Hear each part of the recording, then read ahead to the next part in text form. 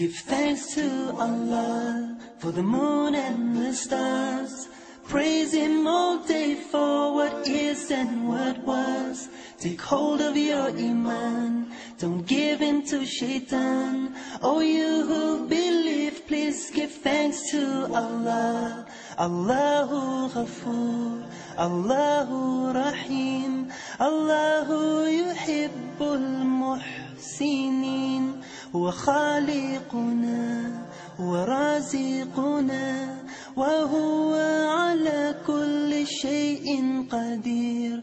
Allah is Ghafoor, Allah is Rahim, Allah is the one who loves the Muhsinin. He is our creator, He is our sustainer, and He is the one who has power over all. Give thanks to Allah for the moon and the stars.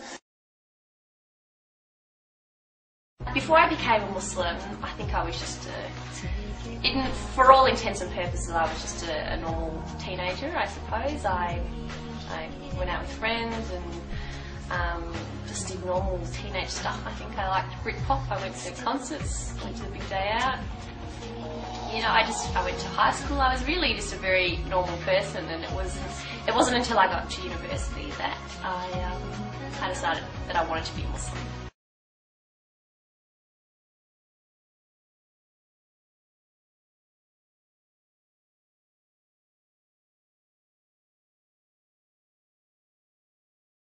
When I was about 17, I started to question why I believed what I believed. Did I believe what I did just because I'd been raised to believe it, or because I thought it was true? So I decided that I wanted to look into other religions. I actually had as my New Year's resolution that I wanted to look into Judaism and that sort of thing. I had no interest at all in becoming Muslim.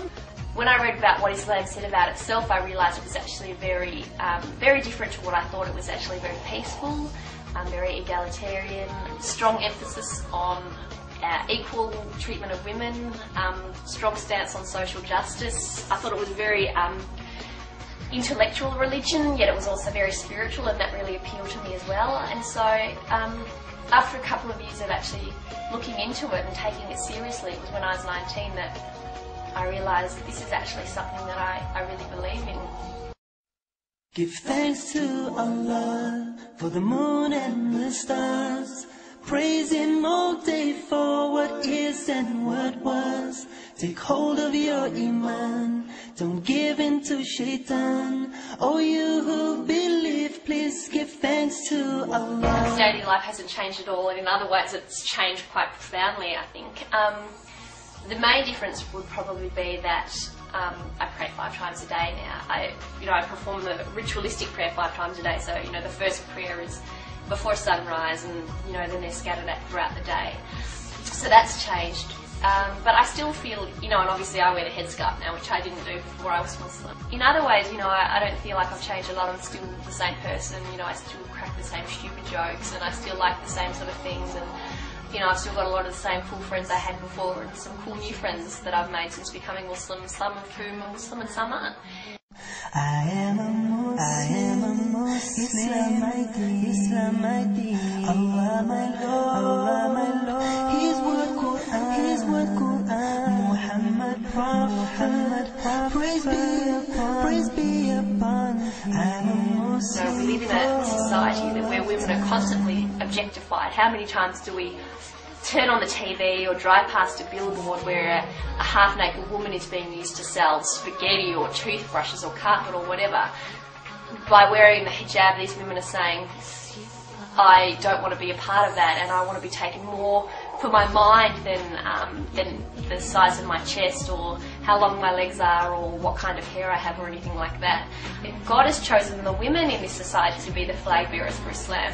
My husband has a beard, but people can't necessarily tell that he's Muslim, He just really sort of fits in with everybody else. But for me, as soon as someone sees me, they know that I'm Muslim, and so I'm like the flag bearer or the ambassador for Islam, and I find it really interesting that God chose women for that role and not for men. Allahu Ghafoor, Allahu Rahim, Allahu Yuhibbul Muhsinin. هو خالقنا ورازقنا وهو على كل I think there شيء certainly are stereotypes قدير. of Muslims. You know, people will assume that I'm oppressed or that I don't speak English or that sort of thing, or assume that my husband is a terrorist or whatever. If there is a negative stereotype of Muslims out there, that a lot of that, the blame for that has to fall on the shoulders of Muslims. People aren't going to think the wrong things about us if Muslims aren't constantly doing the wrong thing or coming across negatively. Muslims also need to have open minds and participate in open, non-threatening dialogue and welcome non-Muslims into their mosques and talk to them about their religion. Because as long as there's sort of an us and them mentality, things are going to stay the way that they are. It's just a matter of talking to your neighbours or the guy you work next to at work or the woman that you sit next to in your class, and just be normal and friendly, and doing that sort of thing can really change stereotypes. With him are the keys of the unseen, the treasures that none knoweth but he. He knoweth whatever there is on the earth and in the sea. Not a leaf doth fall, but with his knowledge. There is not a grain in the darkness or depths of the earth, nor anything fresh or dry, green or withered, but it is inscribed in a record clear to those who can read.